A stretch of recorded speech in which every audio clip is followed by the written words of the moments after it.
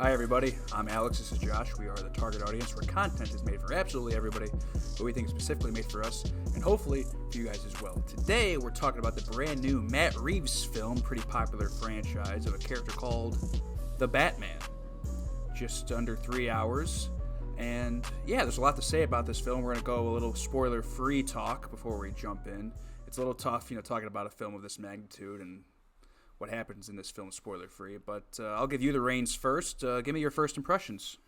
Yeah, so the first thing I'll say is if, this is our first video you're watching out there and you don't know us that well, both of us make comments frequently about run times when it comes to films, and this is a very long film, and so going into it, my biggest worry is, is it going to be too long for me to think that that's justified? Is that going to harm my enjoyment? And luckily, it really didn't. Do I still think the film is too long? Yeah, but we'll get into all that. But for the most part, if a film can be 3 hours long, and I still think it's good, then it has to be a pretty good film. And I think that's the most complimentary thing I can say about it off the bat. To add on to that, like a 3 hour film that's not a culmination of 27 other films before it. Like an establishment story of just like 3 hour film where like you don't need to know anything beforehand. You don't need to know. I mean, obviously everyone knows who the Batman is, but you can also go into this completely blind and still enjoy it. Yeah, absolutely. And at this point, the Batman has had so many different, iterations, animated, live action, you name it, movies, TV, whatever. And I'm a big fan of most, if not all of them, to be honest. I'm hard-pressed to find a Batman iteration that I, don't find one or two things I like about it, even the more goofy live action ones, the animated ones, everything. So it's hard to find a new inventive way to do it, but I think this movie, the director, Matt Reeves especially, really finds a new way to take us into a Batman film in a new way that I thought was fresh and I really enjoyed. Yeah, absolutely. So I thought going into this movie that this was a Batman year one type situation where he's like, we see what happens basically in Batman Begins, but in a new light. But no, this is year two, basically. End of year two, start of year three. He's already a little established, and he's still figuring things out.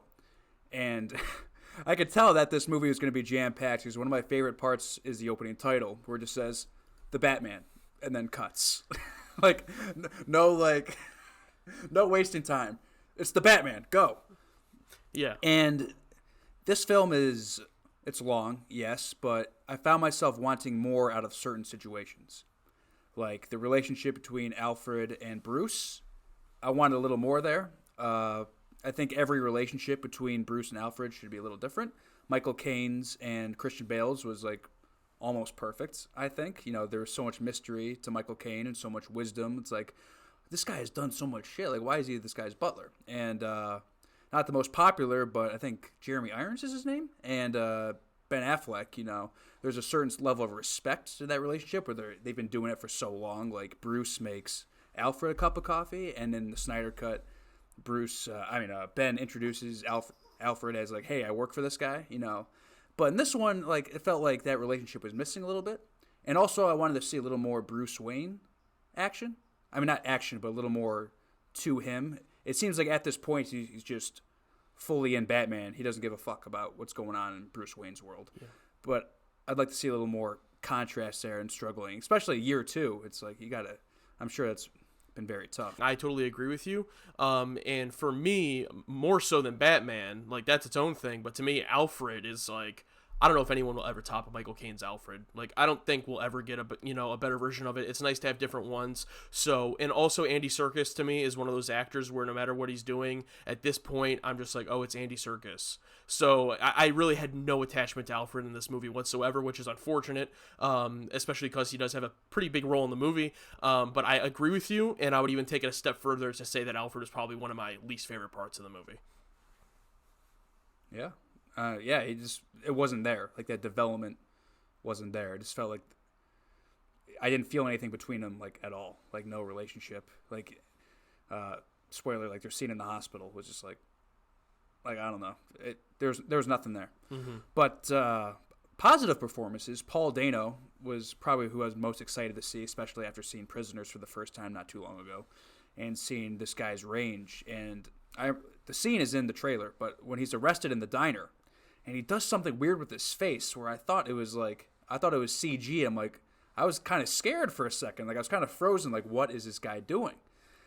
That guy, he's something else. But overall, I think I've said everything I can say, spoiler free. So I don't know if you want to jump in from. Yeah, or continue on. Yeah, I would more so just finish it off by wrapping up the performances. You said Paul Dano as the Riddler. I thought he was great for what he was given to do. Paul Dano was great. The Riddler as a villain, I think, is good, but I don't think isn't my favorite Batman villain in a movie. Like, no, it was good. And my favorite scene with the Riddler is probably the opening scene, to be honest, but we'll talk about that in the spoilers. And then Colin Farrell as the Penguin is one of those things where it's like, why is it Colin Farrell? That's hilarious. But he was really good in the movie, and he's one of the ones where I would be very happy to see that character return. And then Yes. one last one, and I'll let you take it. Zoe Kravitz as Catwoman, probably my favorite character overall in the movie, even more so than Robert Pattinson as Batman, which we haven't even really talked about that yet. But I love that inside of this movie, they basically also had a Catwoman movie to the point where I feel like her character is fully fulfilled, and if she never shows up in this iteration of Batman again, like, I'll be satisfied with her character arc. And I really enjoyed it. Yeah, they tied some things together that I didn't expect with Catwoman and some other characters, and it really added a lot of depth and stakes in what happens. Like, it's not just, another character, but Colin Farrell, man. Like, the fact that, like, in my opinion, Colin Farrell's best role is a role where I forgot he was Colin Farrell. like I had to, that's Colin Farrell. This is his best performance I've ever seen from him, I think. Like, ever. Like, to the point where I forgot it was even him. And the practical of the makeup, like, absolutely wonderful. Like, I forgot, like, how did he get that role? Like, what did he do for the audition? It's like, was he confused when they brought him in? I'm like, they want me to audition for what? Like, but I don't know. He knocked it out of the park. But I don't know. Do you want to jump into spoilers? Yeah. Last thing before spoilers is I'll just say, if you're a fan of Batman, you've probably already seen the movie. But if you haven't seen the movie, I definitely would recommend it. I do think it's worth seeing. I saw it in IMAX. I think it's worth seeing in a theater because visually, I think Matt Reeves is an amazing director, and the direction was probably my favorite part. The visuals of this movie was probably my favorite aspect of it. So that is my biggest piece of the recommendation before we jump into spoilers. So we're going to jump into spoilers. Leave now if you haven't seen it. Anything you want to talk about first? The riddles. I think the riddles were all, like, they always talk about Batman being the world's greatest detective, and, like, seeing him be a detective was, like, so, like, refreshing. And, like, there's so many aspects of this film that remind me of the Arkham games. Like, when they go to the orphanage and there's, like, green arrow. I don't know if you've ever played the Arkham games, but it was, like, a little bit straight out of the games. Like, there's green arrows on the floor pointing where to go.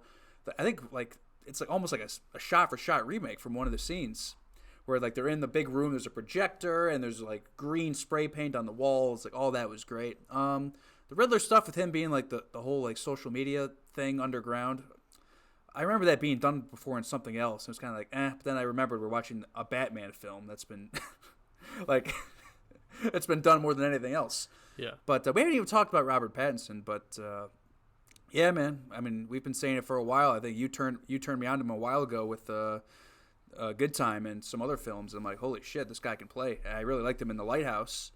And yeah, I like this young, angsty type of Batman character. Like, Christian Bale's trilogy, like, we saw beginning, middle, and end. Ben Affleck, we saw the tail end. So it's nice that now we get to see just kind of the beginning. And yeah, what do you have to say? Yeah, so first of all, yeah, big fan of Robert Pattinson since seeing him in Good Time. I really loved that film. And then he was also in The Lighthouse, which he did a really good job in. So overall, I'm glad that more people are going to realize that he's a good actor through this film. But since I already knew that was, he didn't blow me away or anything in the movie. I think he does good as Batman. It wasn't, there were other performances, as we already talked about in the movie, that I was more impressed by. But I'm glad that he's Batman. I'm excited to see more Batman movies with him, if that's the plan. And about Batman, the character, the way it's done in the movie, you touched on it a little bit. I actually really like that this movie, it's called The Batman. It's a movie where Batman is the main character. Bruce Wayne is in it extremely little, and even when he is Bruce Wayne, in a lot of the Batman live-action movies, Christian Bale, Michael Keaton, you feel like Bruce Wayne is the character, and then he dresses up as Batman. And I think it's because it's hard in movies to portray, that difference. This is the first time where I felt like the Batman was the character, and he, during the day, would dress up as Bruce Wayne. And I understand he's not the playboy and all those things, but it's just a different take that I really enjoyed. And the Riddler said it the best in the movie when he's, dressed up as the Batman, and he's like, this isn't your mask, I forget the exact words he says, but he's like, this is the real you, while you're wearing the mask. And that's how I felt watching him in the movie. I really enjoyed that fresh take on it. Yes, they touched on it in, like, I think in the Christian Bale movies where it's like, no, like, Bruce Wayne is the mask. But yeah, you're right. This feels like he is Batman, and like Bruce Wayne is just some other character he has to deal with. Like that's his mask, but Batman is who he is. And so let's go from the beginning here. I like how like Batman just like walks to places. Like, well, first the establishment shot where like the bat signal's in the sky, and it shows all these different scenarios where it's like you don't know if he's going to be there, but he could be. And he's doing his voiceover monologue. All that stuff was great. But I also like, it's like, oh, where could he be? But also he just walks to clubs. He's like in the police station. He's at the crime scene. And everyone's like, oh, what's this asshole doing here?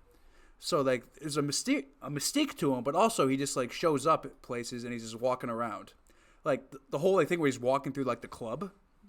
Like just like not like hiding or in the shadows. He's just walking through the club looking for Penguin and people are trying to fight him. Like that stuff was super surreal. But all the detective work and the mystery, like trying to figure out the riddles like with him, all that stuff was great. Yeah, and I love the fact that they stuck true to, look, Robert Pattinson's not like a physically intimidating guy. I'm sure he like worked out a little bit for the movie, but I love that the fear of Batman and the idea of Batman as they portray in that opening scene of the movie where the criminals are afraid of the bat signal just because they think he's there in the shadows is actually more so than when he's there physically.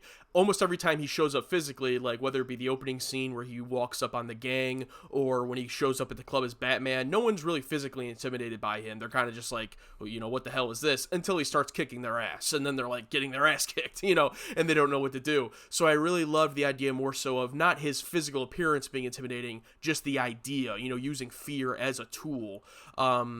I really loved that, and that whole opening monologue, I'm a guy who rarely ever likes narration in a movie, but I thought the narration at the opening and ending of the film from Robert Pattinson's Batman character was actually really well done, and I really liked both of the sequences with that. The relationship with Jim Gordon, I really like. I watched Batman Year One, the animated film, and like seeing them like how it's just Jim and Batman versus the world, basically. Like he doesn't trust a police force, and these two have to like go against. They're figuring it out. Like as an audience, generally we know that like throughout other Batman pieces of media, we know that like, the police isn't always up to date.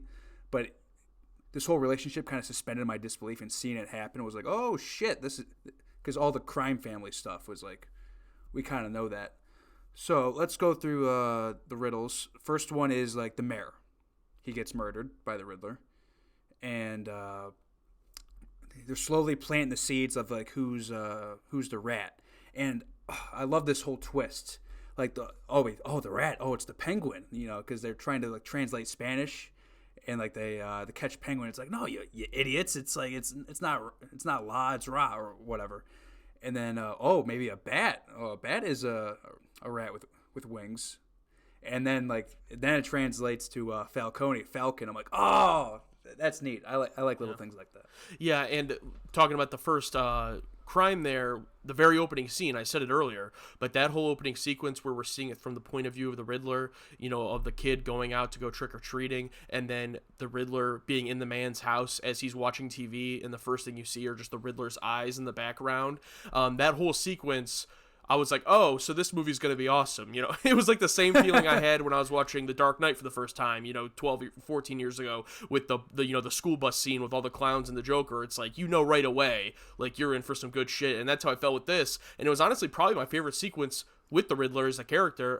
Paul Dano does really great towards the end of the film too, but I really love that. And then also another sequence I loved with the murder, one of the murders and the clues to Batman was the guy who he tied up and drove into the car the guy drove him in the car into the funeral, and then the guy comes out with the bomb strapped to his chest, and the Riddler's like on a live stream, on the phone. That whole sequence, and then the bomb blowing up in Batman's face because he's too like focused on what's going on to get out of there, because he's so invested in all of this.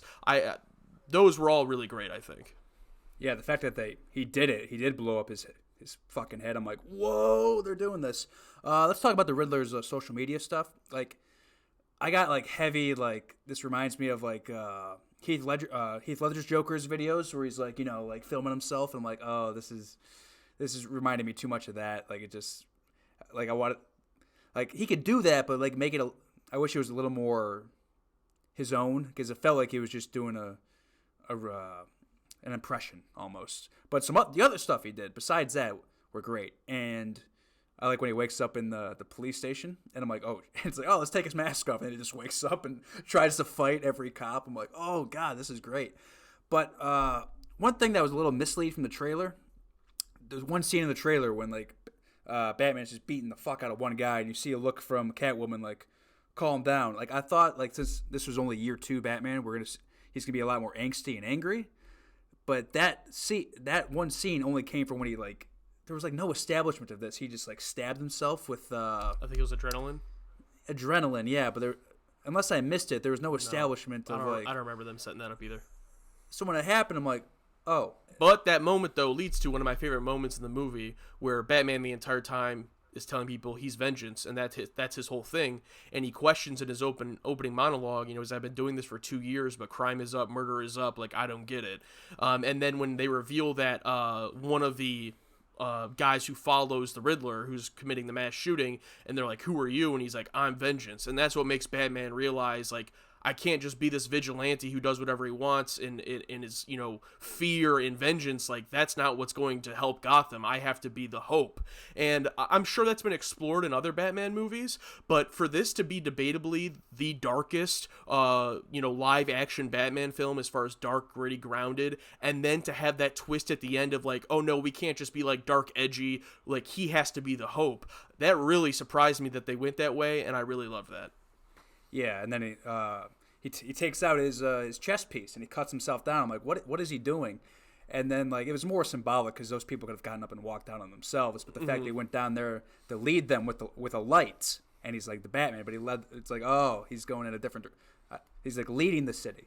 Yeah, he's like, and then when he gets out of the flood, that's like the only time really in the movie.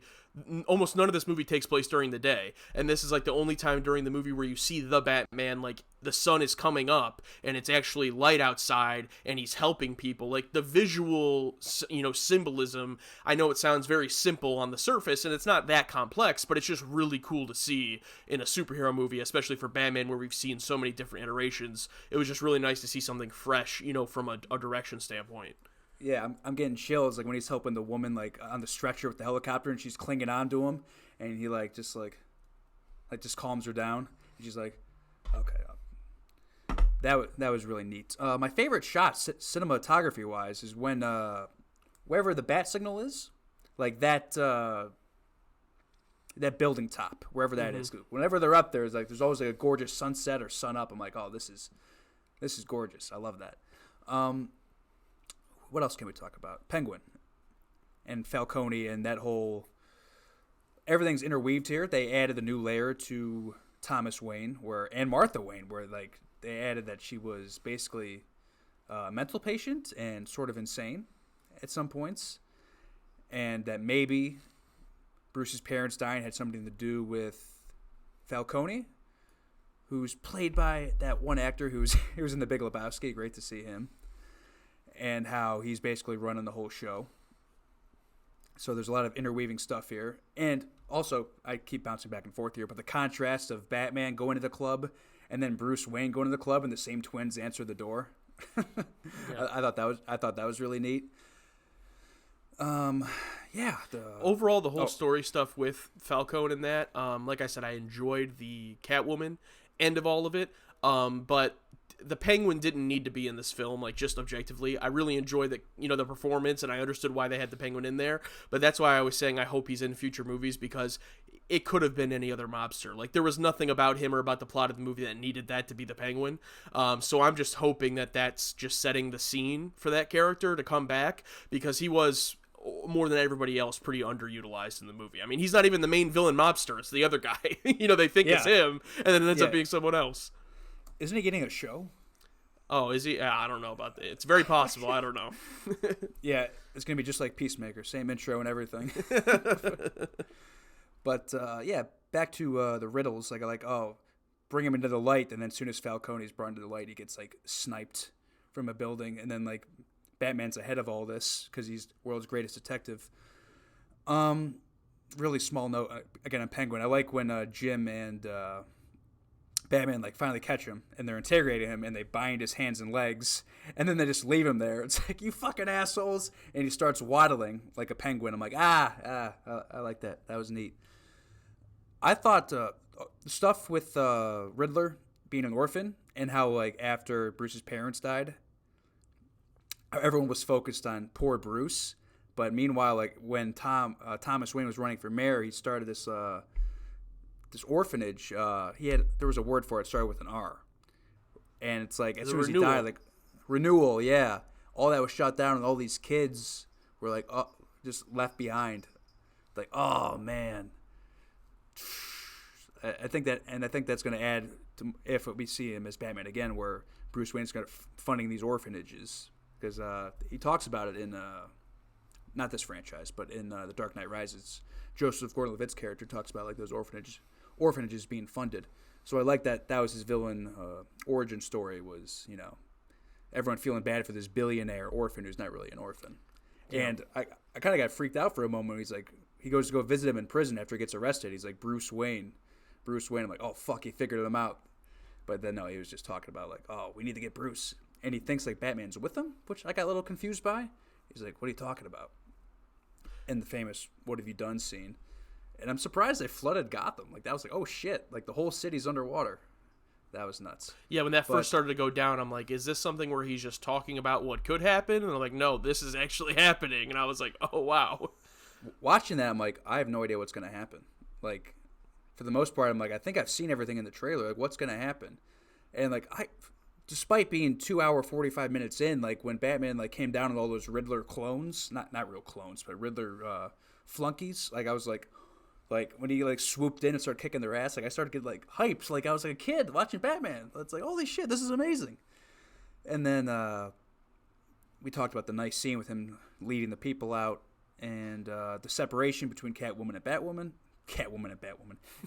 Batman going their separate ways. Catwoman's doing her own thing for herself, Batman's leading for the city. Thought all that was wonderful. Yeah, man, there's a lot to talk. It's so tough because I saw this a few days ago. I'm trying to remember everything about it. But you talked about the end of the scene with the Penguin, but the whole Batmobile car chase scene was awesome. That was probably the best scene for seeing it in IMAX, because when he starts off the Batmobile and it starts revving up, my seat is rumbling, the theater's shaking as he, then as he takes off and they're, going. I mean, it was a great scene. I don't know how much of that was done with stunt cars and stuff, but however much they did, wow, give him credit. That was some intense driving, chase action there. It rivaled other, The Dark Knight also has a really big car chase scene at one point in that film. So, overall it's really good. I don't want to get into comparing it too much or anything like that because it's so brand new, but to me, I just felt like it was a really fresh take, and I'm excited to see where it goes. There was nothing about it that I really found disappointing or anything that I didn't enjoy about it per se. But really the big thing is did it need to be 3 hours? No. I think there's definitely stuff they could have shortened and some stuff that got a little bit repetitive for me, especially the ending. I thought Falcone getting shot and Riddler getting arrested was going to be the end, just how the pacing went, and then it was oh no, now there's another plot. Oh no, now there's another plot, and it went on for 30 more minutes. Oh wait, there's more. Yeah. Back to the Batmobile. I think that might have been, despite being a regular looking car for the most part, just with a boosted engine, that was probably the best reveal of the Batmobile ever, I think.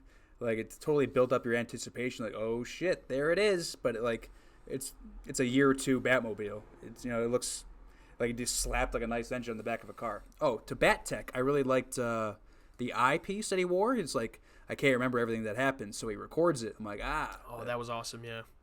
that was a nice little detail. I like that. That was actually really great. I really loved that, actually. It was such like I never would have thought of that. Like a camera and a contact lens. Like, that's insane. Great idea.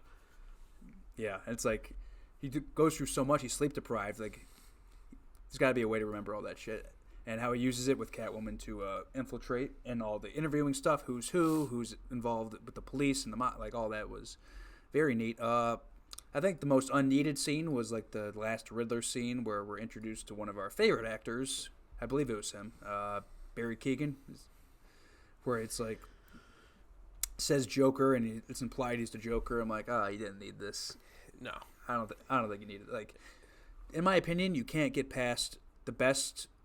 Not even a post-credit scene, but the best like reveal for a sequel is the end of Batman Begins. He leaves a calling card. And he flips over the card. It's the Joker card. Like, I'm getting chills just like remembering that scene. I'll look into it. It's like that, in my opinion, is the best reveal for a sequel of what's to come, especially what did coming. It's like but those two like acting the same, like and the riddle with like what's more valuable the less you have, a friend.